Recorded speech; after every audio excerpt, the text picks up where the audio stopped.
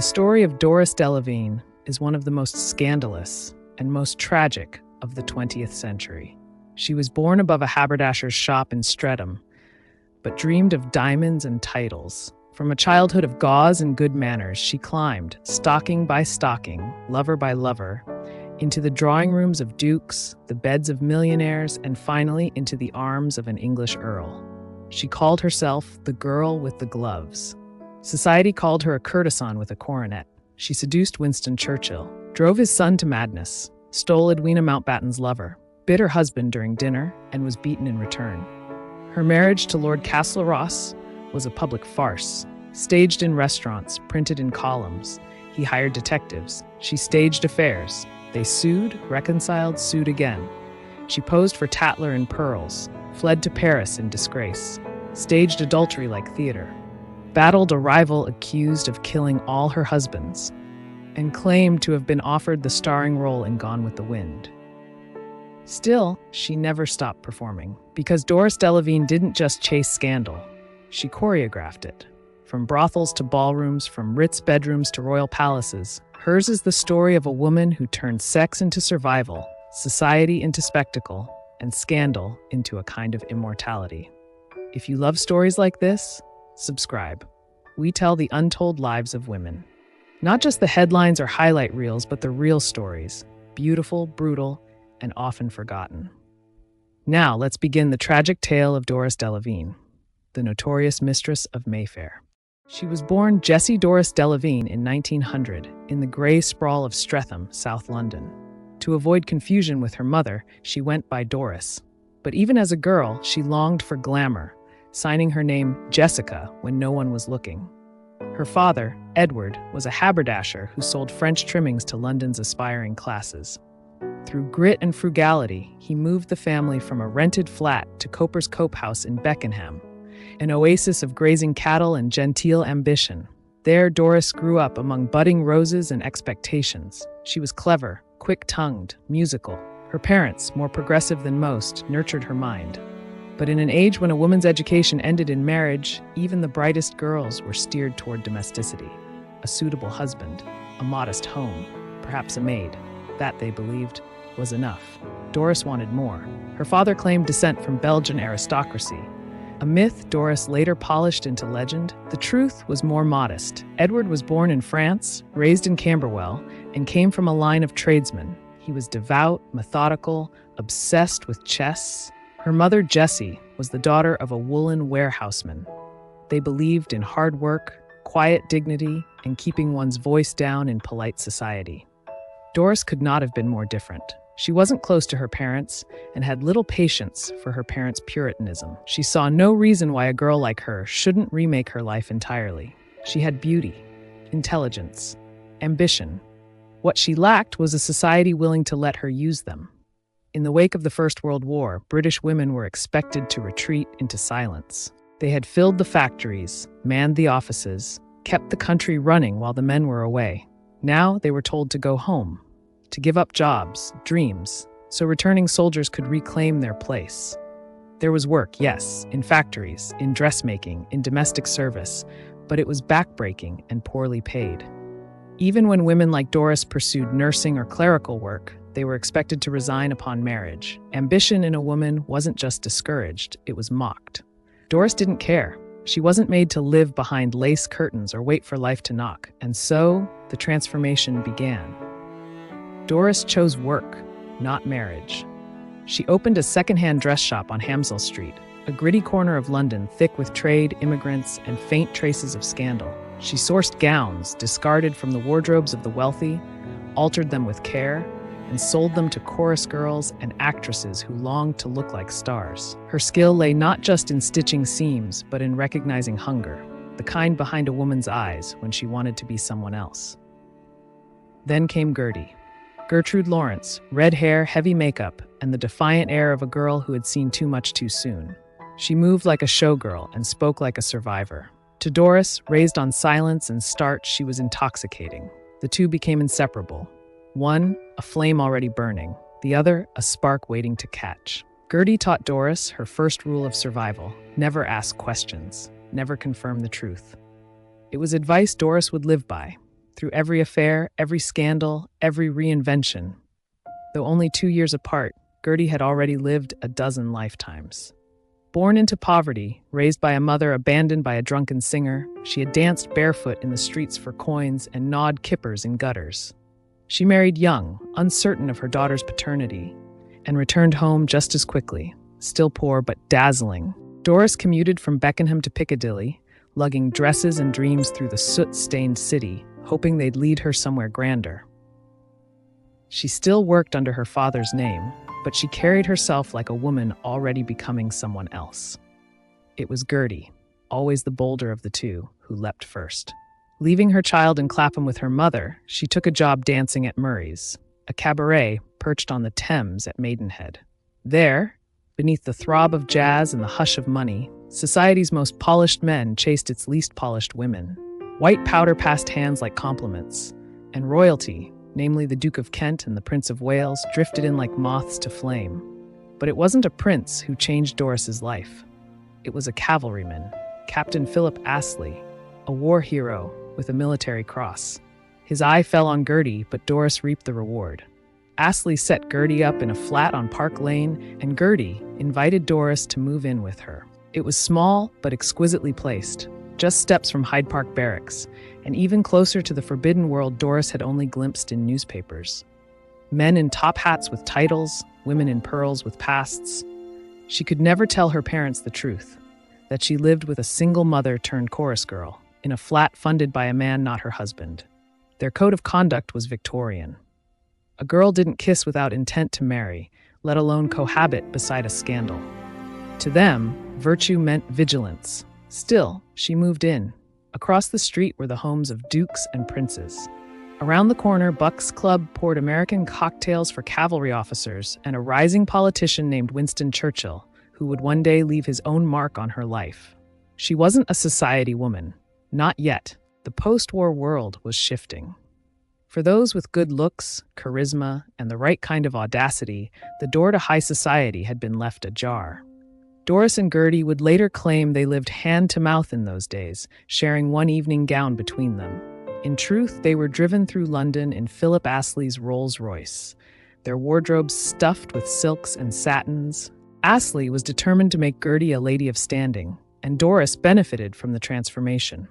Her identity became a carefully edited story. She was pale, with ash-blonde hair and delicate features offset by a pair of prominent front teeth. Lucky teeth, they were called then. They show I'm lucky and sexy, she laughed. Her voice, shrill, peppered with expletives, carried like a trumpet. Her accent could turn coarse, her language bluer than the Thames, but it only added to her charm. As one friend put it, she was a wild rose. Pretty, yes, but with thorns that could draw blood. Doris had no illusions about the world she was entering. Post-war London simmered with unrest. Unemployed veterans, striking police, aristocratic fortunes crumbling at the edges. The empire had survived the war, but barely. The old world was breaking. The new one was brash, bold, and buoyed by American money. Where young girls were paraded as prey, Doris came to hunt. Her battlefield? The endless whirl of London's society parties, champagne-soaked salons and smoky backrooms where chorus girls mingled with millionaires, and titled men forgot their titles. It wasn't long before she met the Prince of Wales himself. The prince, then 25, was entangled with Frida Dudley Ward, a married socialite, and surrounded by a glittering circus of gamblers, chorus girls, and women who didn't care for rules. Doris entered his circle effortlessly. For every eligible man, there were 6 ambitious women, some too old, some too young, all hungry. Doris learned quickly. Beauty alone was not enough. One had to be unforgettable. Her sharp tongue, scandalous language, and refusal to flatter didn't deter the crowd she was courting. In fact, they leaned in closer. She gravitated toward American men, their easy confidence, their brash spending, their refusal to bow to English propriety. Doris wasn't dreaming of being a wife. She dreamed of being free, adorned, envied, but freedom had its price and its precautions. By then, women like Doris knew the whispered truths of the 1918 manual that dared to explain sex and contraception. There were pills, Hardy's Woman's Friend, Madame Drunette's Lunar Pills, their delicate names concealing brutal realities. In the world Doris entered, a woman was expected to protect herself, from scandal, from consequence, from permanence. Yet Doris felt no shame. She thought of her mother, Jessie, who had secured a maid and school fees through marriage. But Doris wanted more. She wanted the jewels without the husband, the house without the cage. Each morning she stood before the mirror, touched her forehead, her throat, her collarbones, and whispered, "Tiara, brooch, clip, clip." It was a spell, a prayer, a private incantation. Night after night she repeated it, believing in beauty as destiny, in charm as currency, in longing as power. But what she didn't yet understand was this. In a world where everything had a price, so did she. As the 1920s began, Doris was still dancing in Gertie's shadow. Friend, mentor, blueprint. Gertie had shown her how the game was played. Find a rich man, dress like a dream, and keep your secrets close. Doris, ever the eager student, followed suit. She found work, or something like it, at the Grafton galleries in Mayfair. By day, it was a basement art gallery. By night, a velvet-draped cabaret where nude paintings were covered in tissue paper and pretty girls became hostesses, paid to flirt and entertain.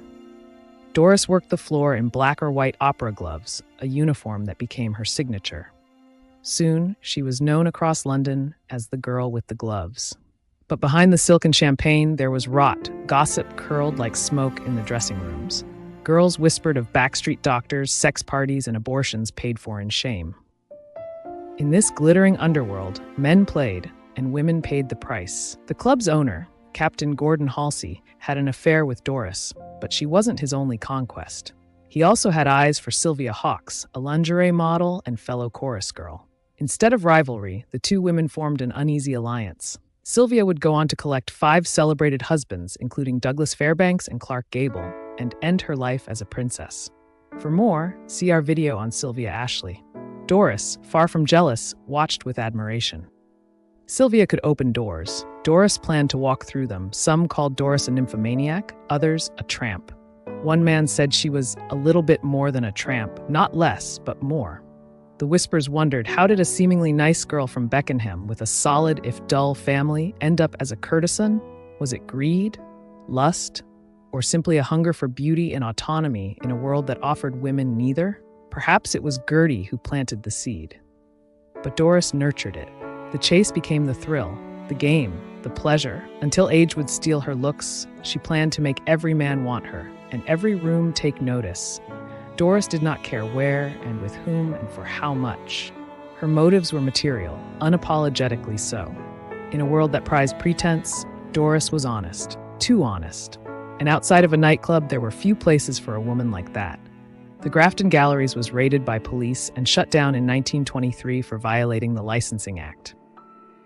But Doris had already learned what she needed: how to speak, how to smile, how to seduce.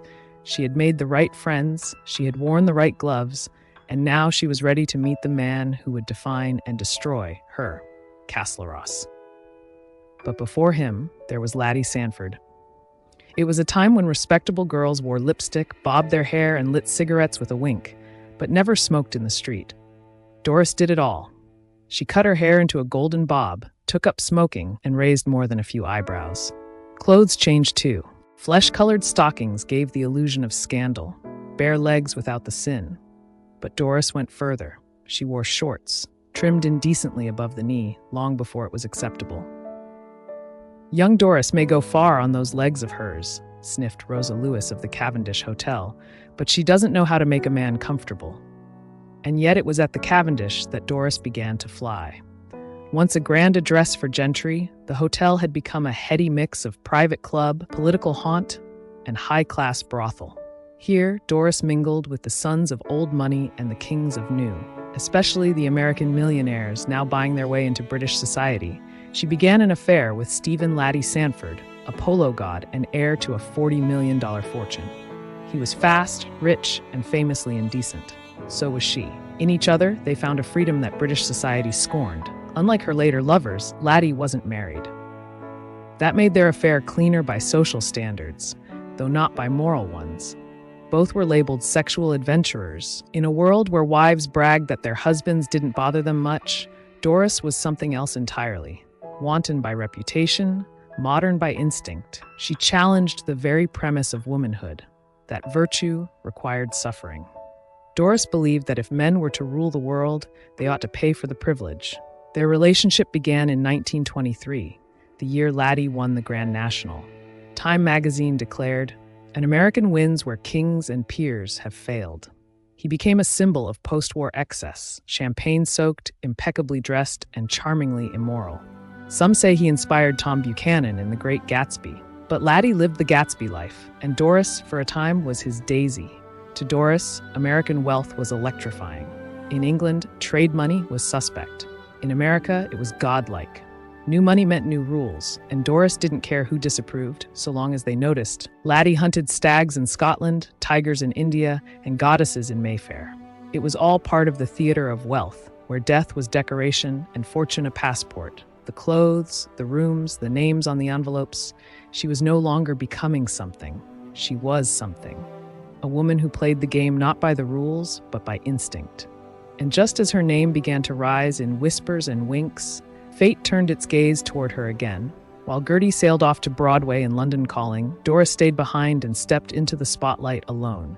Laddie installed her at 6 Deanery Street, just around the corner from the Dorchester Hotel. He gave her a Rolls-Royce, a driver, a lady's maid, and a young manservant. Doris had arrived, not as a wife, but as a trophy. She was lavished with Cartier bracelets, gowns, and handmade Italian shoes, 200 pairs at a time. "Idiotic to wear shoes more than 3 or 4 times," she said. She wore Parisian silk stockings once, then discarded them. But no amount of diamonds could disguise the truth. Doris had bought her way in, and everyone knew it.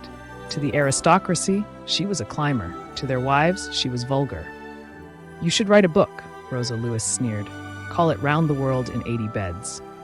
Still, Doris refused to be petty. She gave her barely worn gowns to chorus girls, treated down on their luck officers to dinner, picked up the tab. She was glamorous. She was generous, but she was not accepted. Mayfair in the 1920s was a collision between old power and new money.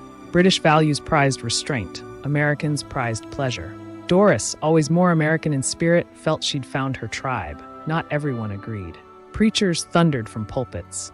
Amy Semple McPherson, Hollywood's angel-winged evangelist, rented the Royal Albert Hall in a bid to save London's soul. But her crowds were thin. The real religion of the age was indulgence, and Doris believed in it absolutely. She had everything she had ever wanted except belonging. But that would come, she told herself. All it would take was the right man, the right title, the right moment. And that moment, she believed, had arrived. In late summer 1925, Doris joined Noel Coward, his lover Jack Wilson, and her teenage brother Dudley at Le Touquet, the French Riviera's elegant northern cousin. They stayed with Siri Mom, queen of white rooms and mirrored screens, in a villa that glittered with eccentricity. But it wasn't just names, it was theater. 2 weeks in, Somerset Maugham arrived with his lover Gerald Haxton. That night, at dinner, Haxton told a story about seducing an extremely underage girl in Siam for a tin of condensed milk. Doris, Coward, and Wilson left for a night swim. Everyone else stayed to gossip. By week's end, Siri would walk out on her marriage. And Doris, back in London, would find that she too had been discarded. Laddie hadn't joined her in France. He'd stayed behind. Doris brought Dudley instead, perhaps sensing the distance. Her replacement was younger, richer, better bred, Edwina Mountbatten, heiress to a £2 million fortune, granddaughter of King Edward VII's closest friend, wife of Lord Louis Dickey Mountbatten. She had money, beauty, and status, and a hunger that matched Laddie's. Doris had been left for a woman who needed nothing. For more, please see our video on Lady Edwina Mountbatten. At the Embassy Club, where Doris once held court, Edwina now danced with Laddie. At Cochrane's Review, they sat side by side, all eyes on her Cartier. At Adsdean, she received trays of cigarette cases to choose from, gifts once meant for Doris. And when the money stopped, Doris kept up appearances by pawning her jewels. Cartier pieces so lavish they were likened to a Maharani's dowry. She had been loved, displayed, adored, but never secured. She wasn't the girl with the gloves anymore. She was the woman left behind. She didn't cry, but she changed. The mirror grew quiet. The spell, tiara, brooch, clip, was no longer spoken. Her gaze hardened, her heart withheld. And as the 1920s glittered on, Doris learned that every gift had a cost. Every man came with a limit, and no woman, no matter how beautiful, stayed a prize forever. She was bruised, but not broken. Not yet. Because somewhere in Mayfair, watching from the sidelines, was Castlerosse. And this time, he would be the one who fell. The first time Lord Castlerosse saw Doris, she stepped into the St. James nightclub like a spell made flesh. He'd lost money on a horse. His mood was sour, his shirt rumpled, his drink untouched. An older companion nudged him. "You want cheering up?" she said. "Look at that woman who's just come in." He looked. She was blonde, immaculate, draped in light and defiance. The kind of woman who no longer entered a room, she arrived. There was silk in her movement and steel behind her gaze. Castlerosse forgot the race, forgot the drink, forgot the crowd. She was endowed with a past, he with a title. But to understand the man watching through the smoke, you had to understand the shadow he came from. He was born Valentine Edward Charles Brown in 1891, the heir to the Earl of Kenmare. And from the moment he entered the world, he was a disappointment. His mother, Lady Kenmare, came from the mighty Baring banking dynasty. She had long limbs, regal bearing, and icy contempt for anything imperfect. Her son arrived short, stout, with dark features she deemed Jewish, and never forgave. He was mocked at school, ridiculed for his weight and clumsiness, and ignored by his father. Valentine learned to survive on wit, self-deprecation, and the quiet ache of exile. He failed at school, failed at sea, failed most of all to be the son she wanted. He once wrote in his diary, "My mother hates me." She probably did. He drifted from Paris to Cambridge, from Compiègne to Holland, trailing scandal and trying to vanish. His only real education came from his uncle, Lord Revelstoke, a bachelor banker who told tales of courtesans and kings, of Miss Skittles, who rode Hyde Park in skin-tight habits with no underwear. "More balls than brains, my dear," he'd said of his lover. Castlerosse never forgot it. In 1914, war came. He packed a revolver, 40 gold sovereigns, and no idea what was coming. He didn't last long. In the woods of Villers-Cotterêts, he raised his arm to swat a wasp, just as a German bullet struck. He fell bleeding into the dirt, the pool beside him forming the shape of the lower lake of Killarney. He should have died. Instead, a German Red Cross medic found him and said, "If ever a German falls into your hands, be kind to him as I have been to you." They carted him off, wrapped in a woman's cape and slippers, sobbing at the gates of the American hospital. They gave him heroin. It helped. He returned home maimed, his arm permanently bent, his body changed. But his mother was too busy mourning his brother, who would die at Loos. To her, the wrong son had survived. He took it personally, then he made it material. After the war, he tried respectability. He joined Rowe and Pittman, brokers for the Barings, wore striped trousers, smoked the right cigars, showed up late. It lasted weeks. When a colleague scolded him for tardiness, he replied, "But think how early I go home." He gambled what little he had. He begged Lord Beaverbrook for help. Beaverbrook refused, then sent him £20,000 the next morning. It was always like that with Castlerosse. Disaster followed by indulgence. He didn't learn. He performed. And when he dropped £200,000 in war bonds on the Savoy floor, watching a Baring banker scoop them up with glittering eyes, he knew finance was finished. So he wrote, not from discipline, but from sheer story. Beaverbrook, amused by the wreckage and the wit, gave him a column in the Sunday Express, The Londoner's Log, 3,000 words. Front page. No pseudonym, no shame. Where others whispered gossip, Castlerosse shouted. He mocked dukes, dined with dancers, wrote of women who broke hearts and men who couldn't afford their mistresses. He named names, passed out in hotel suites, woke up in beds he couldn't afford. And readers adored him. He dictated lying down, his damaged arm cushioned, champagne close. 30,000 words might be whittled to 3, but they were exquisite. Behind the satire, though, was solitude. His rooms overflowed with lilies from strangers. Women proposed marriage. Others claimed to be his wife, or the Empress of China. One declared she loved him so much she could barely breathe. "Try choking," he told her. But behind the punchlines was a man who wanted, once, to be held. He admitted as much in print. He lived in one room, ate out. "It leads to incidents," he wrote. He confessed he might quite like a good-natured, jolly woman. They didn't know it yet, but the woman he meant had already walked through the door. He had built a myth. He wore white waistcoats and drank whiskey from tumblers the size of vases. His golf handicap, he said, was drink and debauchery. He toured Berlin drag clubs, gave speeches in Brazil, insulted Beaverbrook to his face, and got a raise for it. He was a court jester with a title and a column. But there had been another woman, Enid Lindemann, Australian heiress, green-eyed opium smoker, a widow many times over. Men leapt from trains for her. One swam into shark-infested waters. Castlerosse was enthralled. Enid was laughter in a low-cut dress and danger in a perfume bottle. For more on Enid, please see the video on the channel, but she will return to this story later. Enid buried lovers, lit cigarettes with poetry. She didn't want affection. She wanted chaos. They had an affair. Brief, wild, already doomed. When she left, he stood blinking in her wake, like a man stepping out of a fever, and still, he remembered. But by then, he had lost everything that might have steadied him. His father's approval, his mother's love. He wanted someone to hold on to. So when he saw Doris across that nightclub floor, he didn't see the girl who'd just been jilted by Laddie Sanford. He didn't know she'd pawned her Cartier, or been raised on silence and scraps. He saw silk, precision, power. He saw a mirror, flawless, brittle, and broken in all the same places. By 1926, as Britain staggered into the general strike and the glitter of the roaring 20s began to tarnish, Doris found herself not at the forefront of fashionable society, but quietly on its fringes. The world was changing, wages were falling, mines were closing, and the genteel facades of Mayfair could no longer ignore the march of 1.7 million striking workers. But Doris did not strike poses for causes. She supported no side. She simply observed. If an issue threatened her lifestyle, she paid attention. Otherwise, she remained indifferent. Edwina Mountbatten, by contrast, turned the strike into a spectacle, operating switchboards, serving sandwiches to strikebreakers, even attempting to drive tube trains. Society women played drudgery like sport. Rebellion became a form of cabaret. Doris took no part.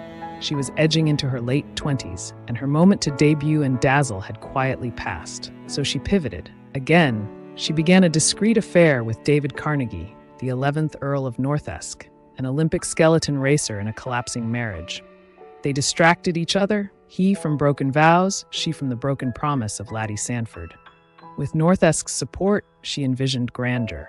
She even planned a Rex Whistler mural for her bedroom, a whimsical judgment of Paris, but the commission was quietly dropped. Perhaps like so many of Doris's dreams, it lived best in anticipation. Rumors swirled that Laddie's affair with Edwina had soured, that he was pressing her to leave Mountbatten, that she'd retreated to Malta. When Laddie returned to London, Doris held her breath, but he never came back for her. In another flat, another life, Lord Castlerosse was unraveling too. Surrounded by women and admired in print, he was, at heart, lonely. He craved affection but trusted no one. The love he gave came cloaked in irony. The love he received filtered through status. He turned as ever to food and drink. His chin doubled. His waist thickened.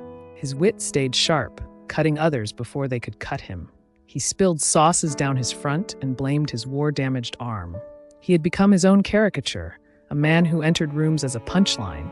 In October, he attended the Newmarket races and wrote in his Londoner's log, "How amusing racing would be if it weren't for the horses. They take people's minds off conversation." He was told to back a horse. He didn't. It won. But the missed bet, like so much else in Castlerosse's life, wasn't the point, because something else was shifting. Doris had been discarded. Castlerosse had been laughed into loneliness, and the season was not yet over. After the races, Doris made her way to the St. James nightclub, a velvet chamber where the powerful came to forget their failures. Among them was Castlerosse, sulking over a tumbler of whiskey. Gambling and women, he liked to say, were the only sports worth losing. The woman will be endowed with a past, he later wrote, and the man with a title. She had a past. He had a title, and the past was about to meet its match. Their first meeting was brief. He called her exhilarating. She smiled, knowing who he was, the columnist who could make or break reputations, and the baron who opened palace doors. A few days later, her photograph appeared in the Londoner's log, nestled among society beauties, a gesture, an offering. At first, she found him refreshing. He had a great big rascally outlook on life, she said, like a little boy with a warm heart. But it wasn't innocence, it was obsession. Castlerosse, so often the performer, had become the audience. He watched her, trailed her, lingered near her haunts. What others might mistake for courtship, Doris found suffocating. She continued seeing other men. Strategically, quietly. Castlerosse, for all his power, made her vulnerable. His affection was public, his gifts extravagant, his name dangerous, and yet he never exploited her. He didn't weaponize his column, even when she spurned him. He sent paintings, furs, jewels, gifts he couldn't afford. She warned him to stop. "You're making a fool of yourself," she said. "I know I am," he replied, "but I can't help it. I'm not just in love, I'm obsessed." What followed was not romance, it was volatility. Their egos clashed, their arguments escalated. One night, bruised and furious, Doris went to Beaverbrook, Castlerosse's friend and patron. She rolled up her sleeve. "Warn him," she said coldly. "If it happens again, I'll go to the police." Castlerosse was summoned, furious. "How dare she?" he roared, spilling his drink. Then, lifting his trouser leg, "Look what she did to me, with her teeth." Beaverbrook stared at the bite mark. "Even that," he said flatly, "is no reason to hammer Doris." Castlerosse muttered, "We are utterly unsuited. I won't see her again." But he was lying, and they both knew it. They could not stay away. She admired his wit. He adored her cruelty. She matched his barbs with better ones. She wounded his pride more than his heart, and that's what made her dangerous. In the Londoner's log, he created a character, Doreen, based loosely on her. 80% of what Doreen says is true, he wrote. The rest is illuminating embroidery. He gave Doreen a daughter, he gave her regret, he gave her a stage. To his readers, she was a cipher. To Doris, she was a mirror. The embrace of a man, he wrote, had been too closely allied to the kiss of Judas. Years earlier, in a dusty Park Lane bedroom, Doris had whispered to Gertie, "You'll be the most celebrated actress in London. I'll marry a lord." Now Castlerosse had proposed. Her friends warned her. So did his. Neither listened. He was hypnotized by her grace, her teeth, her temper. She was drawn to his name, his absurdity, his appetite for disaster. They took what they needed, gave little in return. But something between them was real. She berated chefs, changed tables mid-course. Her fury gave men cachet. Castlerosse relished it. Others feared it. Still, she accepted his proposal, not because she loved him, but because he stayed. Laddie was gone. Northesk had remarried. The music was fading. Doris would not be the last woman standing alone in the ballroom. Castlerosse never told his parents, but word leaked. Lady Kenmare arrived from Killarney to confront him. Beaverbrook also tried to intervene. He summoned Doris, pleaded. She declined. They tried to marry in secret. Beaverbrook launched one last plan. Tickets on the Golden Arrow, an escape before the wedding. But Castlerosse had made arrangements of his own. Doris arrived at the same hotel, under another name, booked on Beaverbrook's account. Each afternoon, she and Castlerosse drank champagne in secret, laughed at the world trying to keep them apart, but Castlerosse hadn't told her the truth. Lady Kenmare had threatened to cut off the bearing trust if he married that notorious woman. And so he drank more, gambled harder, clung to Doris like a drowning man. His debts soared, but still he pursued her, wrote about her, longed for her. Their engagement became gossip. The Prince of Wales spotted them at the Embassy Club and scrawled a note, "Congratulations, my lord." The Evening Standard snapped, "Though he professes to be a confirmed bachelor, Lord Castlerosse cannot avoid the topic of marriage. His musings recall not so much the groom as the bird, hypnotized by the snake. It stung, for Castlerosse was the bird, and Doris, the regal beauty with the viper's tongue, was the snake. Doris turned it into a dare. Let them sneer, she said. Prove them wrong. And so May 15, 1928, a quiet notice was pinned to the board at Hammersmith Register Office. The next morning, Doris became Lady Castlerosse, not because they belonged together, not because they believed in forever, but because no one else believed in them. And sometimes, for two broken people, that was enough. The bravado of the newlyweds collapsed within 24 hours. After their secret ceremony, Doris and Castlerosse moved into 8 Balfour Place, a house chosen not for love, but because he disliked the lavatory steps in her former home. It was a petty inconvenience, but symbolic of all that lay ahead. Doris, delighted with her new title, if not her new husband, busied herself by ordering coronets stitched onto her pillowcases and embossed onto her notepaper and luggage. She had married into the peerage, and she meant to decorate accordingly. Castlerosse, by contrast, sobered quickly. He feared the reaction of his parents, especially his mother, and the shadow of her disapproval began to darken the marriage before it had properly begun. The first quarrel came swiftly, about money. Castlerosse, ever extravagant, wore monogrammed shirts at £52 apiece, cravats stuck with pearls, overcoats lined in sable. But Doris's casual expenses, £100 a week, outpaced even his indulgences. He imagined that by marrying a woman from a modest background, he might return to simpler pleasures. Doris had no such illusions. "Fine," she snapped. "Don't give me any money. I'll pay for everything myself." He knew what that meant, and increased her allowance. It was the beginning of a deeper resentment, her need for attention, his need for control. When she joked about Killarney, his beloved home, he erupted, angry not only at the insult, but at how easily she pierced his pride. He had once admired her irreverence. Now it wounded him. To others, their dynamic looked like farce, a virulent blonde shrew mouse goading an elephant. Lacking the courage to tell anyone he'd married Doris, Castlerosse turned to his closest friend, Lord Beaverbrook. But even that was too much. He begged Lady Bridget Paget to break the news on his behalf. She, amused, traveled down to Cherkley Court during Beaverbrook's birthday weekend and, over drinks, casually announced that Castlerosse had married. Secretly, and recently, Beaverbrook was appalled. He had promised Lady Kenmare he would keep her informed of any developments and was furious to find himself circumvented. Still, when Castlerosse finally called, voice shaking, and said, "Please tell my mother, and please break it gently," Beaverbrook softened. After hearing the news, she went pale. She insisted on meeting her son, not out of forgiveness, but to persuade him to end the marriage before it became permanent. Doris urged Castlerosse to visit his mother, not from affection, but out of amusement.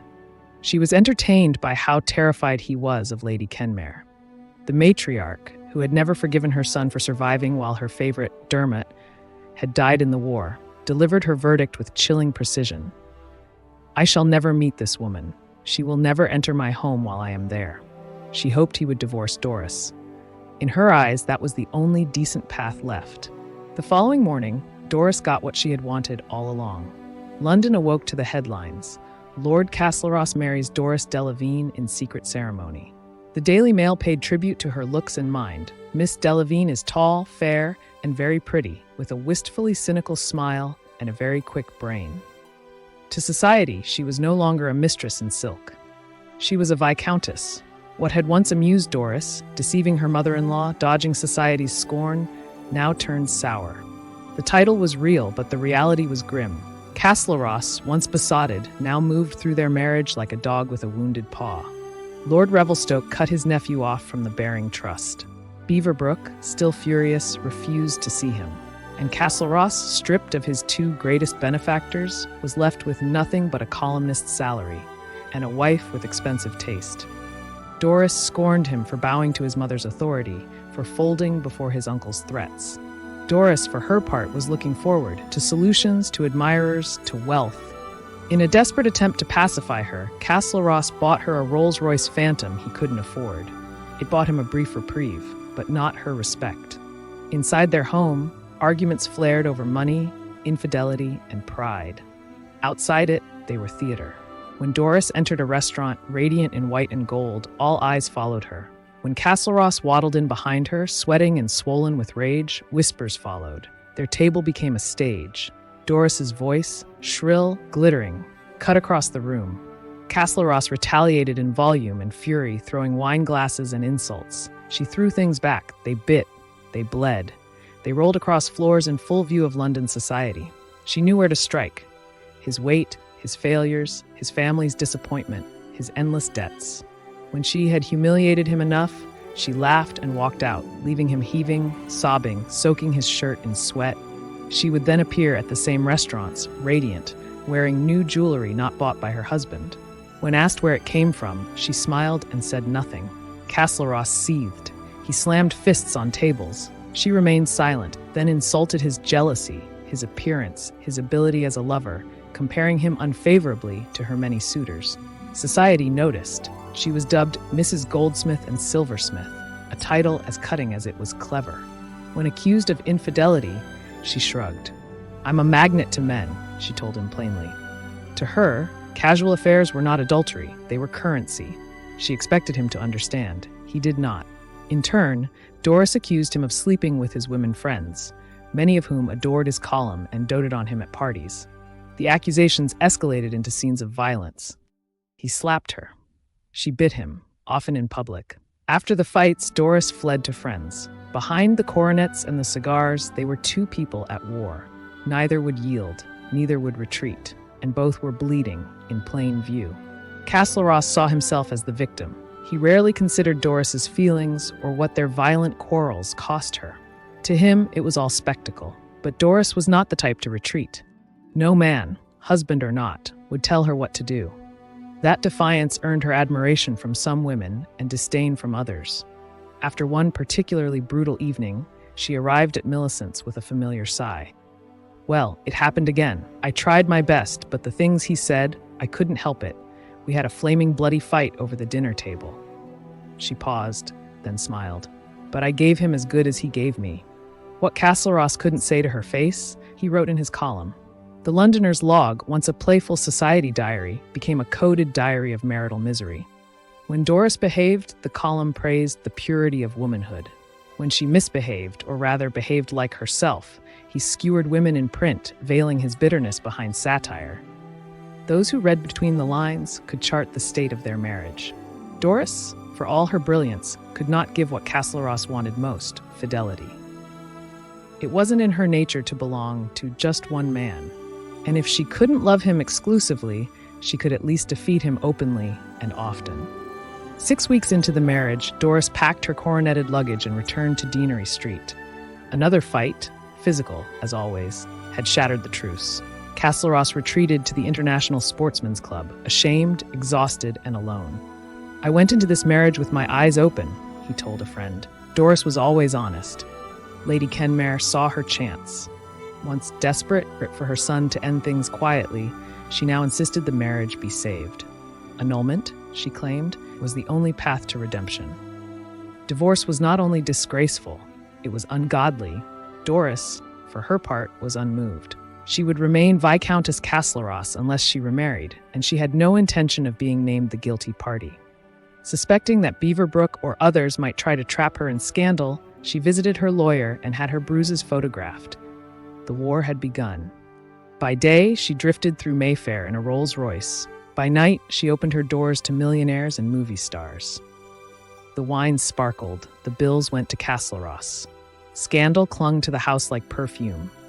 Prince George bragged that his father scolded him for attending one of her parties. Society matrons, aware of her origins, whispered that 6 Deanery Street had become something between a salon and a brothel. Doris didn't mind. The more they sneered, the more she gleamed. While Doris entertained, Castlerosse borrowed.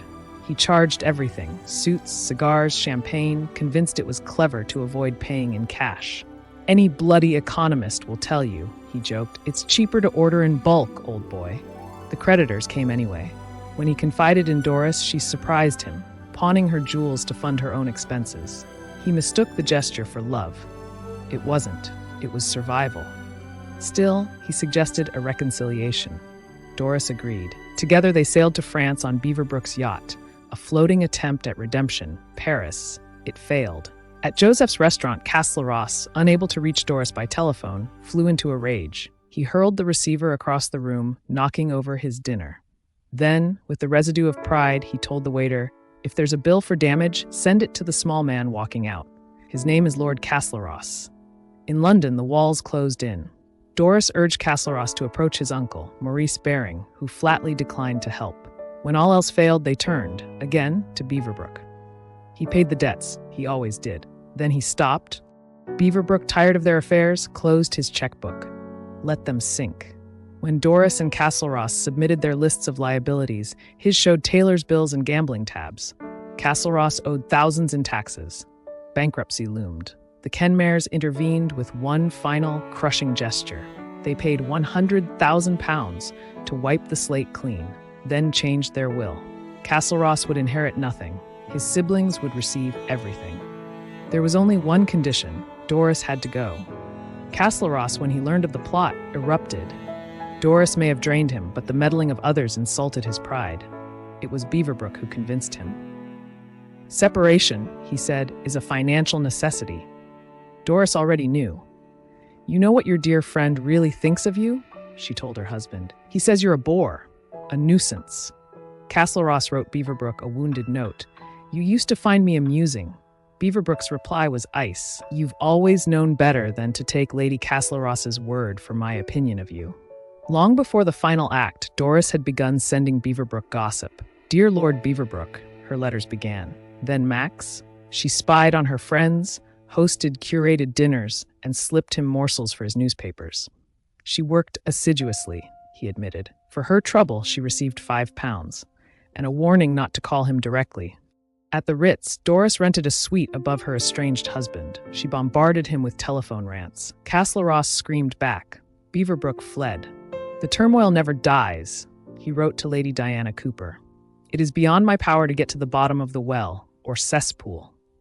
Later that year, Doris escaped to Baden-Baden, the sanatorium of Europe's exhausted elite. She wrote Beaverbrook breathless letters. The Aga Khan's engagement, she said, wasn't real. It was. She complained that nobody interesting was staying and invited Castlerosse to come. They dined together, posed with Douglas Fairbanks and Mary Pickford, and smiled for the press. The Sunday Express printed the photograph. They looked like a happy couple. Behind the smiles, debt, deceit, and the quiet collapse of everything. Back in London, Castlerosse mocked her age, accused her of lying on their marriage certificate, and blamed her for everything. Beaverbrook tried to intervene. Live amicably, he told him, or leave her. Doris made the decision for him. I'm leaving you, she said, but I'll be staying in the house. And so it ended, without a scream, without a scandal, but with Castlerosse standing on the pavement while Doris, the woman who had once fought to become a viscountess, remained upstairs. Once she'd whispered spells into a mirror. Now she stared into glass expecting nothing. She had the title. He had nothing left but wounded pride. The new year opened in silence. In February, Doris's father died in a convalescent hotel in Upper Norwood. Doris barely acknowledged it. When her mother visited, she wrote to Beaverbrook, irritated. By the time I'd got rid of her and dressed, it was too late. When word of her estrangement from Castlerosse reached Lady Kenmare, who now believed the marriage could be annulled, the Baring inheritance was quietly restored. Doris, ever pragmatic, proposed reconciliation. Castlerosse, still in love with the woman who never quite existed, welcomed her back. But nothing had changed. He criticized. She provoked. Their flat became a theater of slammed doors and weaponized silence. Even Beaverbrook intervened. Doris snapped, then softened. Valentine wound me up. It was a clever trick, and I fell for it. She knew when to charm and exactly how to survive. That spring, Doris drifted into Churchill's orbit. These were his out-of-office years. Short on funds, never out of conversation. Rumors followed. A flirtation. A brief affair. The most enduring? Doris, he reportedly told her after a night at the Ritz, you could make a corpse. He never denied it. That same year, Doris turned her gaze to Tom Mitford, 21, golden-haired, dazzling. He dined at the best tables, studied in Munich, and moved through London like a Saxon prince with charm on loan.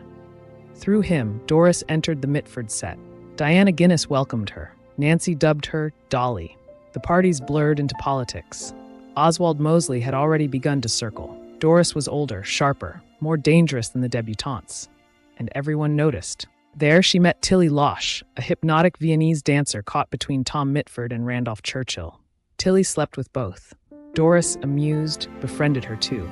They weren't rivals. They were mirrors, dancing on borrowed time. Beautiful, shrewd, unforgiven. By 1931, Doris and Castlerosse were separated again. Not legally, not officially, just emotionally and spatially undone. Sir Robert Bruce Lockhart put it plainly. He's too much under her spell. And she won't hesitate to hold him if she can. Then, admiringly, she has guts. Randolph Churchill was 21, brash, brilliant, and feral with entitlement. He wrote columns, rented flats he couldn't afford, and paraded in a borrowed limousine. And he wanted Doris. Castlerosse, humiliated but still possessive, seethed. When he suspected her of seeing a young baronet, he staked out the flat. A woman, once his maid, now a prostitute, told him, "She's always upstairs with her bookmaker boyfriend." The man was Sir Alfred Bate, When Bate emerged, Castlerosse leapt from the bushes and beat him with a blackthorn cane. Doris screamed murder into the fog. Soon it was Randolph's turn. At the Cavalry Club, a waiter opened a private anteroom and found a pair of long, gorgeous legs waving in the air. Randolph looked up, smirked. "Get out." Randolph didn't just seduce her, he taunted Castlerosse. "Guess where I am? In bed with Doris." "You're living with my wife?" Castlerosse asked. "Yes, which is more than you've had the courtesy to do." The feud ignited. Randolph mocked Castlerosse's column, sneered at Beaverbrook's books, and publicly derided his weight. Castlerosse snapped. He hurled a vase across the room. Randolph ducked. Lady Birkenhead did not. She went down, cold. Evelyn Waugh called it an act of cowardice. London society agreed. Castlerosse struck back in print. "Pity these great men's sons. There is Randolph Churchill, charming, but his powers are even more latent than his punctuality."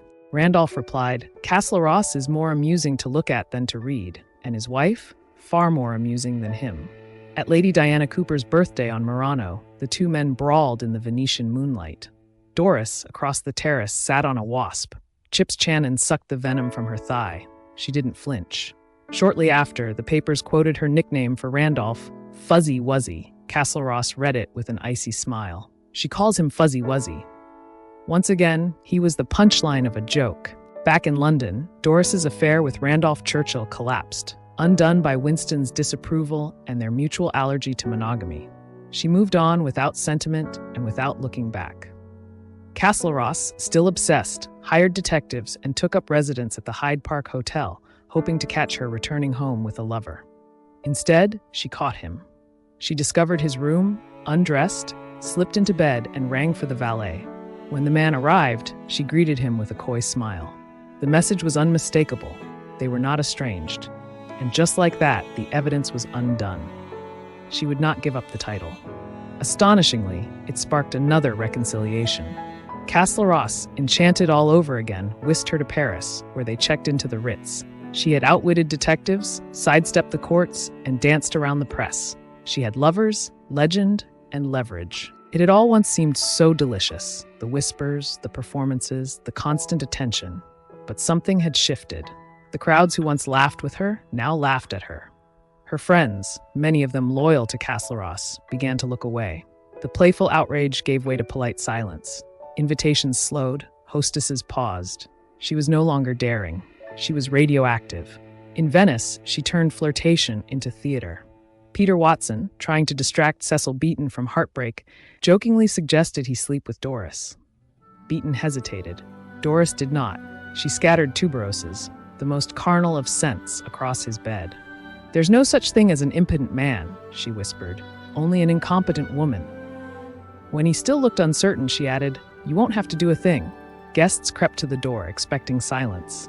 Instead, they heard Beaton squeal, "Oh, goody, goody, goody." At Beaton's masquerade, guests came dressed as their opposites. Doris appeared as a nun. At a circus-themed party, Beaton chased her with a whip. They posed for Tatler. Doris laughed. "We all look very drunk." But not everyone was amused. Lady Ottiline Morel sniffed. Mrs. Keppel was at least a king's mistress. Doris? A body with a price tag. Doris dismissed it all. In a country where homosexuality was illegal, she painted herself as a sort of savior. "I'm curing him," she said.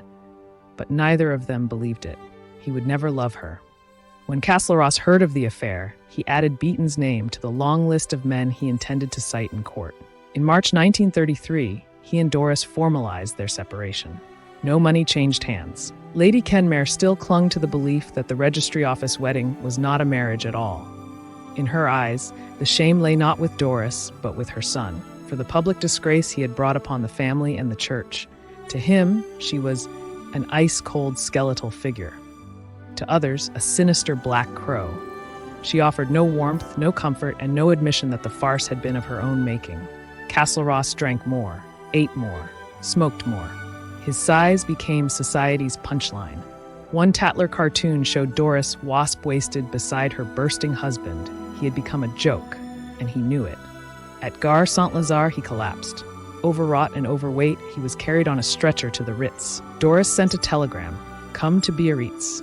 And still under her spell, he did. At first, things seemed hopeful. They attended a bullfight. Castlerosse loathed it. That evening, they went to the casino. There, he saw a Spanish nobleman drape an arm around Doris. Castlerosse hurled a glass of sherry in the man's face and barked, "This is a barbarous country. You should be reported to the RSPCA for how you treat your horses." Doris screamed with laughter. The nobleman had him thrown out. The events amused her, but by week's end, they were circling the same exhausted truth. They had tried tenderness, they had tried theater, they had tried pretending they were still a story, but they weren't. So they parted. Again, through Diana Mitford, Doris grew close to Phyllis de Janzé, a tempestuous aristocrat with a violent streak and a Cartier collection. They called Phyllis's bedroom the office. They posed with their jewels. They waited for calls that never came.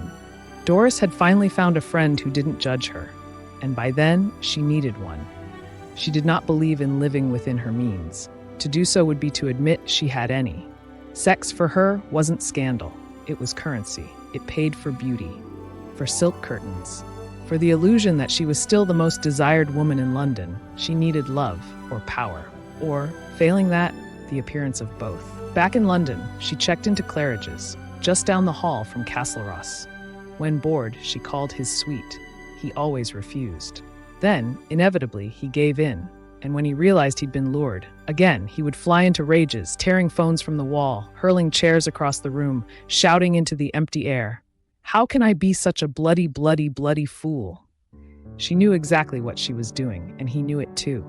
But neither of them could stop. Sometimes she didn't call. She just walked in. The fights followed their old choreography. Pillows, telephone books, heels clicking through corridors. "Careful, darling," she cooed mid-hallway. "You're in your pajamas. Think what your respectable mother would say." Then she turned on her heel and vanished. His mood soured. He berated his valet for creases, panicked when the car stalled, screamed that his driver was trying to murder him. Once, he kicked the valet across the room, straight into a wardrobe. In public, he joked. In private, he imploded. No diet, no medicine, no dictator's regime could cure him. Not from Doris. Only in her absence could he breathe. And even then, not for long. In February 1936, Doris checked into the Ritz in Paris with Robert "Mad Boy" Heber Percy to celebrate his 25th birthday. Ever theatrical, she hired a prostitute for the occasion. Presenting the woman, Doris handed Mad Boy a whip. "Beat her to death," she said flatly.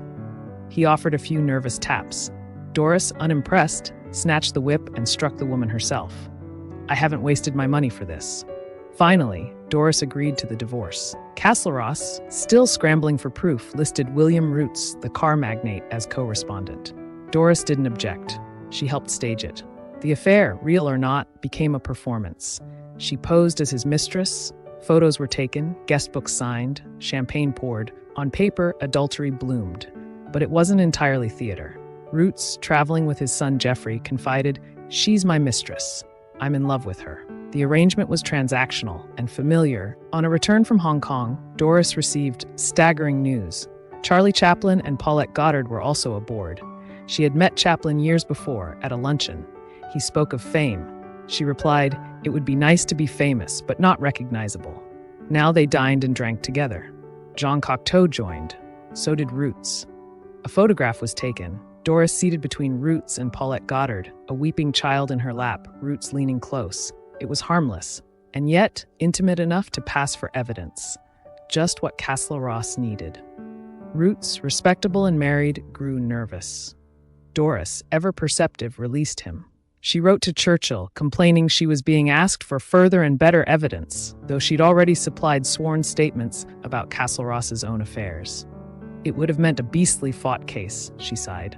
She took the blame, quietly, strategically, and the case proceeded without her. In the end, Doris surrendered the stage. She had played mistress, manipulator, hostess, and provocateur. She'd conjured spells, scandals, arranged liaisons, invented legends, and lost them all.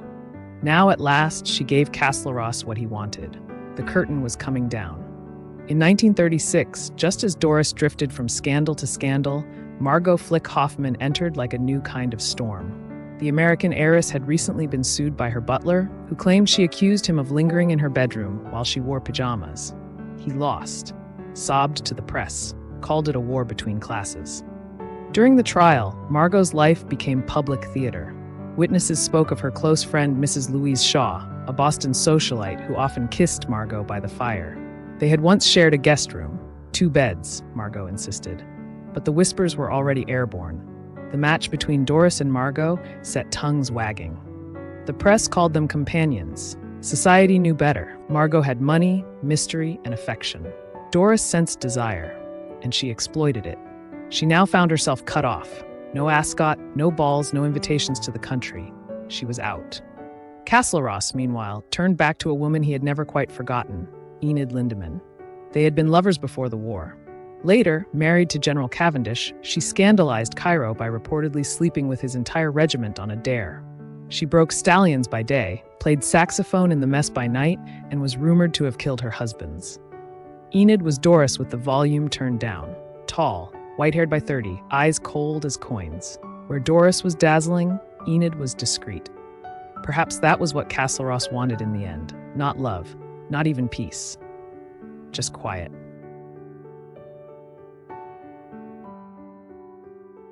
By 1936, both Doris and Castlerosse were finished pretending, just not in the same way. She had Margot. He had regret. Margot confessed she was in love with Doris. They traveled to Reno, the divorce capital of America. Doris, in her signature shorts, posed by barbecue pits with Margot and a cluster of glamorous divorcees. The papers cooed. Lady Castlerosse is en route to Reno to comfort Margot Flick, who is melting from her groom. But Doris was still married, and Castlerosse was coming. The American press devoured the story. The noble and journalistic Lord Castlerosse is again divorcing his wife, wrote Charlie Knickerbocker. But it was December 1937. King Edward VIII had abdicated. The world had other scandals to watch. On the 17th, the decree nisi was granted. Doris in Venice was unmoved. Champagne in hand, she posed for photographers. Castlerosse was free. She was triumphant. Margot paid the bills. A palace on the Grand Canal was now the plan.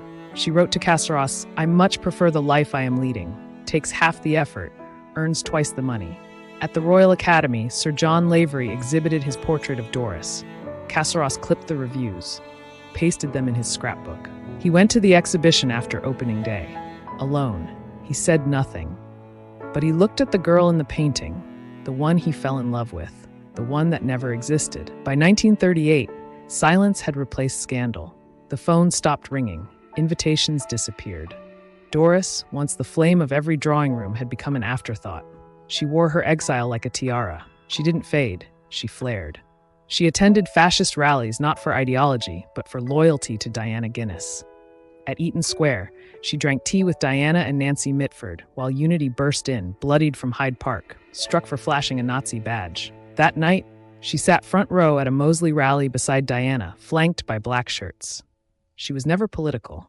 To her, the rallies were theater, until theater became dangerous. Her monogrammed sheets, her satin gowns, once adored, now seemed extravagant, even traitorous. She wasn't scandalous anymore. She was unforgivable. That spring, Doris and Margot sailed for America. In Palm Beach, she remade herself once again. She was introduced as a friend of Winston Churchill, an intimate of the Duke of Windsor, a Mayfair hostess of wit and style. None of it was true, but no one questioned it. They moved west to Palm Springs. At the premiere of Camille, she mingled with Barbara Stanwyck, Amelia Earhart, Shirley Temple. Luella Parsons took note. She wasn't chasing aristocrats anymore. She was casting a new circle. The idea of stardom came from Doris's old lover, now repackaged by MGM as Michael Brooke. He burned out fast, but she saw the model. Attach a title, sell a myth, wait for the light. She claimed George Cukor had offered her a role with Garbo, that she was staying at Pickfair with Mary Pickford, that she'd nearly been cast in Gone with the Wind, but I couldn't be there at the time.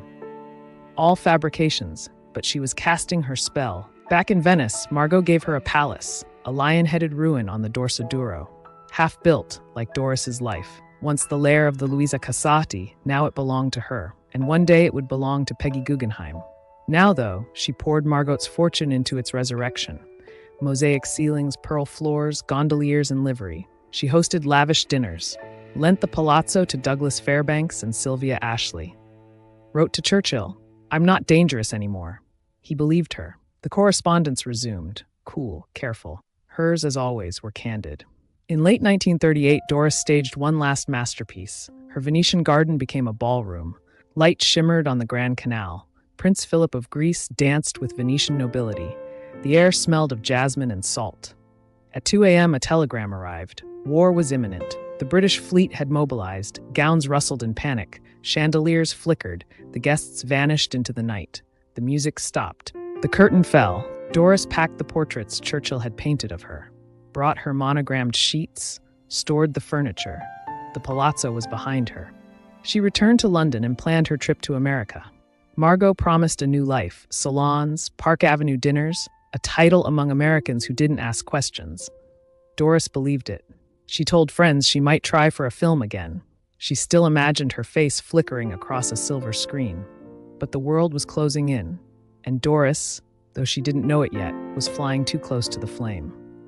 By 1939, London had no room for women like Doris. Patriotism replaced pageantry. The season moved like a funeral procession. Doris kept up appearances. Champagne at the Café de Paris, silk at the Embassy Club, always dressed as though nothing had changed. One night, she ran into Castlerosse. She greeted him warmly. Later, he told a friend, "I bowed politely. The truth is, I thought it was her mother." To him, she was fading, and yet she lingered, still at Claridge's, just floors below where he'd once stayed. He was now at Beaverbrook's estate in Surrey, unwell. But Doris thought of him, perhaps more than she admitted. That summer, Margot left for New York.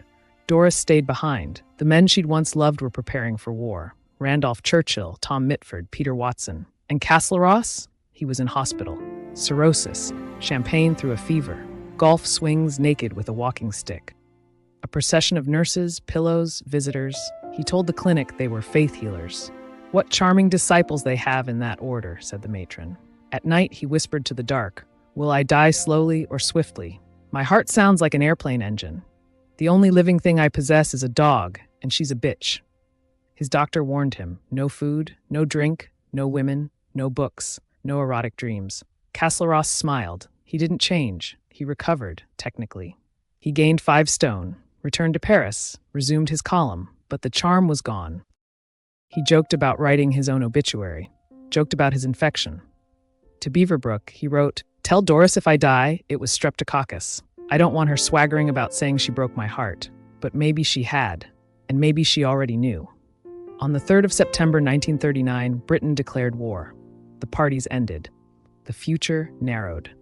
Doris, still at Claridge's, watched the city go quiet.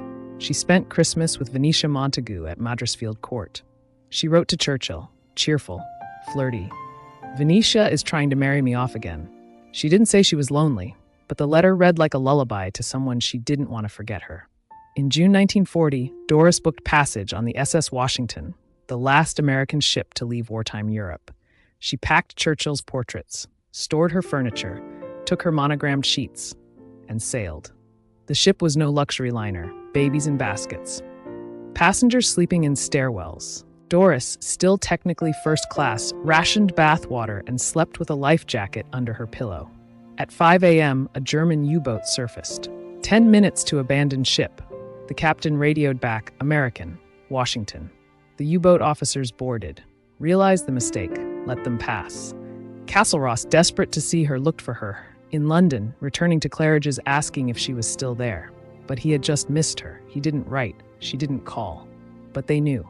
As the first bombs fell, he sat alone, surrounded by the silence of everything that used to be. Only Doris had ever made him feel that something. Anything. In June 1940, Doris stepped off the ship into New York, her Rolls-Royce in the hold, Churchill's portraits under her arm. She'd come for reinvention. But America had changed. The war was no longer a British concern. It was everyone's. And Doris, titled, theatrical, draped in couture, looked out of place. Even Margot's money couldn't fix it. She hosted luncheons, sold raffle tickets beside Tilly Losh, appeared in gala columns beside Astors and Vanderbilts. But back in Britain, her peers were doing the real work. Gertrude Lawrence performed for troops. Edwina Mountbatten ran refugee camps. Nancy Mitford opened her ancestral home. Sylvia Ashley raised money for the wounded. Doris served cocktails in couture. She surrounded herself with young men in white linen. Beautiful, broke, forgettable. To Doris, they weren't lovers. They were accessories. Footnotes to a fading legend. Then one by one they vanished, drafted, shipped, moved on.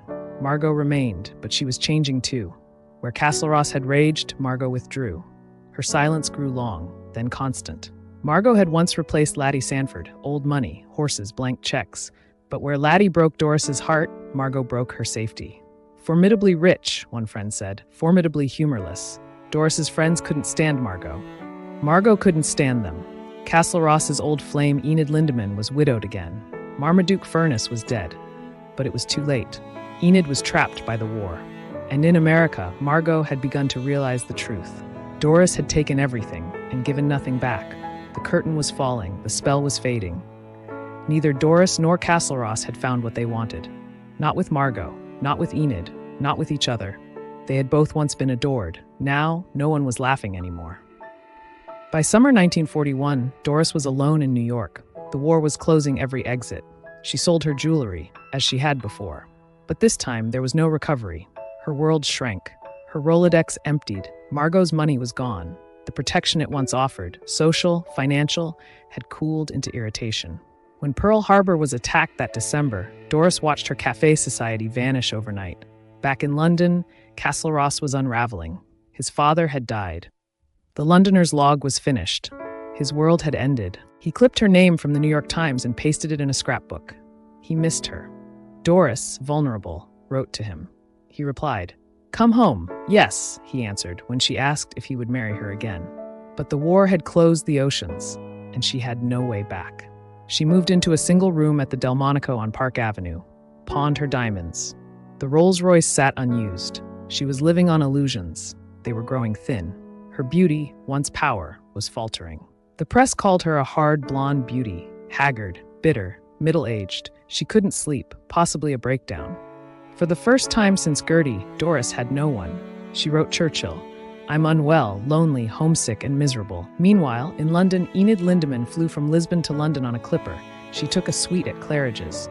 So did Castlerosse. Doris had once feared Edwina, but Enid was something else. She rode, shot, painted, embroidered, played roulette with cash in her handbag, floated through London like smoke. Even her botched facelift became legend. Castlerosse saw her again. Somehow, she hadn't aged. And Doris, still in New York, could feel it.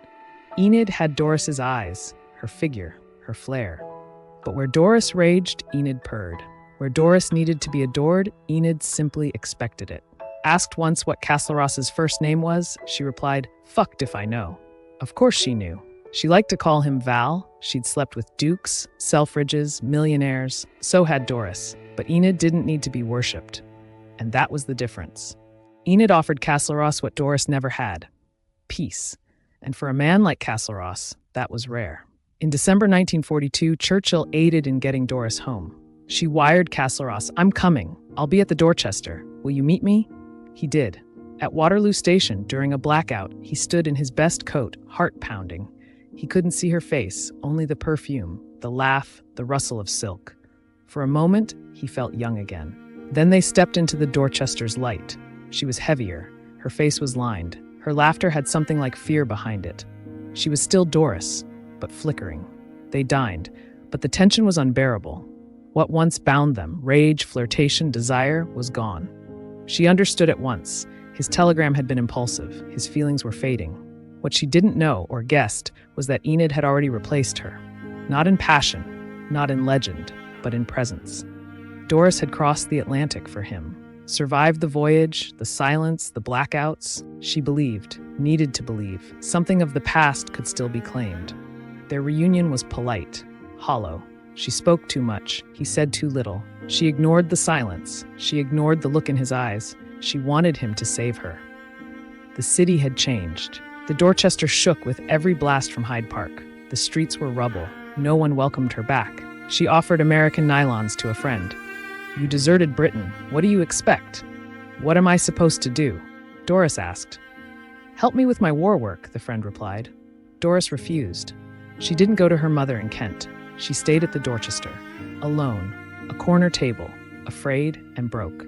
She had pawned her remaining jewelry before leaving New York, but wartime censors intercepted her telegram to the pawnbroker. Selling diamonds was illegal. Scotland Yard came knocking. She pleaded ignorance. She wasn't lying. But panic set in. She called an old bookmaker, asked for £500. He sent £200 and a note. Before it arrived, Doris had already taken too many pills. "If I can't borrow £500 from an old friend," she'd said, "then it really is time I left this vale of tears." She didn't say it as scripture, but she meant it. The messenger knocked. No answer. When they forced the door, they found her in bed, unconscious, unwaking. Castlerosse came to her bedside. He blamed himself. He believed the overdose was because he had refused to marry her again. Doris died on the 12th of December, 1942. Her mother, whom she had rejected all her life, identified the body. Friends insisted she was still hopeful, that she spoke of marrying Castlerosse, but those were the same friends who weren't there when she needed them. Doris had always known the expiry date. She had once turned to her friend Phyllis de Janzay and said, "You may think it fun to make love, but if you had to make love to dirty old men as I do, you would think again." What was thrilling in 1922 was vulgar in 1942. Her glitter had become grit, her laughter a shriek in a blackout, her bravado, desperation. She had lived for sensation, and she died when the world stopped watching. Doris's death was the darkest moment of Castlerosse's life. He never knew the full story. The interrogation, the diamonds, the pills, he believed it was his fault. She hadn't told him otherwise. He wrote to Beaverbrook, "I love Doris with a folly and futility that passes belief. I could have lifted her up, given her hope, but I did not. I let her die." 6 weeks later, he married Enid. It wasn't love, but it was quiet. His doctor warned Enid he'd die within the year unless he gave up food, drink, and sex. "It was one of the only pleasures left to him," she said. "How could I ration him?" She fed him, loved him, killed him. For which, she later said, "I will never forgive myself." She earned the name Lady Kilmore, and whispers circled society that she had killed all her husbands. 9 months after the wedding, Castlerosse died of a massive heart attack. He left no will. The estate was meant to go to his brother Gerald. But Enid had one final story. She claimed she was pregnant. At 51, Lady Kenmare was livid. "After all he's done this, he loses our fortune, ruins our name, and now this." She demanded an abortion. "Any child born to a woman of your age is bound to be an idiot." Enid had a late-term abortion. It was a boy. Doris and Castlerosse died 9 months apart, not joined by marriage, but by madness, by glamour, by ruin. He once said, "There is but one tremendous force in the world, and that is love." And I loved Doris. It was foolish, it was true, and it was the only thing that ever made me feel alive. Doris Delevingne had come so far from Streatham. The girl who signed her name Jessica in secret, sold dresses to chorus girls, and whispered spells into mirrors, climbing into drawing rooms with nothing but nerve and charm. She turned scandal into currency, lovers into legends, and dinner parties into battlegrounds. She fought to be seen, to be loved, to stay shimmering just a little longer. But in the end, the girl who once conquered Mayfair with a smile died alone in a hotel room, unneeded, unheard, and undone by the silence she could no longer fill. Thank you for watching this video on Doris Delevingne. She rose from Streatham to the society pages, from courtesan to countess, leaving behind a trail of headlines, lovers, lawsuits, and legend. But what do we really remember? Was she ever truly in control of the game she played? Did she lose everything or simply run out of time? Was Doris a survivor in a world that discouraged women from working, or a woman who used every tool at her disposal until those tools turned on her? Was she a rebel or simply restless, a cautionary tale or a triumph of reinvention? And what of Castlerosse? Did he love her, hate her, or did he simply need her more than she ever needed him? In the end, scandal was her stage. But what kind of story was she really telling? And thank you, truly, for every like, every comment, every share. In a world that favors fast clips and fleeting trends, you chose something slower, deeper, more human. This channel was never meant to chase headlines. It was born from a different kind of dream, to tell the real stories, not the polished myths, not the easy edits, but the complicated, glorious, unfinished truth. So many women have been forgotten, others reduced to caricatures, saints, sinners, scandals. But here, because of you, we tell their stories in full, their brilliance and their brokenness, their triumphs, their contradictions, history as it was lived, not as it was trimmed. There is no studio behind this, no sponsors, just a mission and the mythic men and women who believe in it. Whether you're a viewer, a subscriber, a patron, or someone discovering this for the first time, you are part of this. You are helping preserve memory. You are helping give voice to those history tried to silence. And one day, when this project becomes something greater, when these stories reach those who need them most, let it be known you helped build that. Quietly, faithfully, together. Thank you for making these stories possible. And to our patrons and channel subscribers, you are the real heroes. The mythic men and women that allow me to spend more time making these great videos, telling these great stories. Velocity Girl, ZenLife68, Jillian Barker, Kimberly Ray, Philip Gallegos, Kingsley Clark, Kafum Chung, Harry Thurston, Anna Livy, Michelle Lynn Neal, Karen Craig, Bavia Andrea, Tracy Walsh, Joy McGuire, Elizabeth, CTS Bathory, America Marie, Amanda Lynn, Snowball, The Inappropriate Heifer, Kendra McNally, Marianne Nelson, Deborah Shepard, Ida Kloster Jensen, Kay Flamine, Jules Mack, Real Steel Magnolia, Maureen Tommen, Black Knight 5897, Sammy Lott, Karen Possible, Joanne Thomas Yakato, Deborah Chmielewski, Steve Weinstein, Joya Supreme, Laura Lamond, Beverly Cox Thompson, DDH, Beth Dawson, Stephanie Warren Smith, Sue Whitaker, PB, Monica and Krista Schaefer Hazlitt, Marcy Joe, Wendy Fairfull, Trudy DeSwart, T. Monroe, Catherine Wolfe, Janet Phelps, Roxanne Schuster, Kathleen Martin, Marina Barron, Melissa Pouliot, Kelly Brown, Gwen, Melissa Gilmore, Kelly Patwell, Marsha Corbin, Lisa Karen, Catherine Rotensky Harrison, Michael Nelson Black Cat Tarot, Chrissy Bethune, and Hesta Kirsten. Karen Craig, Michael Dean Augustin, Chris Miller, Catherine Davison, Catherine Wolfe, Randy Fox, Lucy Gonzalez, Curious Traveler, Deb Fisher, Indira Becha, Dreaming of the Kingdom, Murphy's Bed, Michelle Griffin McGregor, M. King, Cliffa Height, Sumari Henderson, Susan Harris, Jamie Sue Kalamazoo, Michelle Inman, Virgie R. Nelson, Julianne Scovern, Lisa Griffiths, Nikayla Rihanna, and Sarah Beilberg Stanton. Thank you all, and if I mispronounce your name, give me a quick message. A shout out to this week's trivia winners, Janice Bolton and Lisa Craig, 4585, well done. And to all of the silent men and women out there watching, until the last notes play, thank you. Until next week, stay curious, stay strong, keep exploring history. And as always, thanks for watching Mythic Women.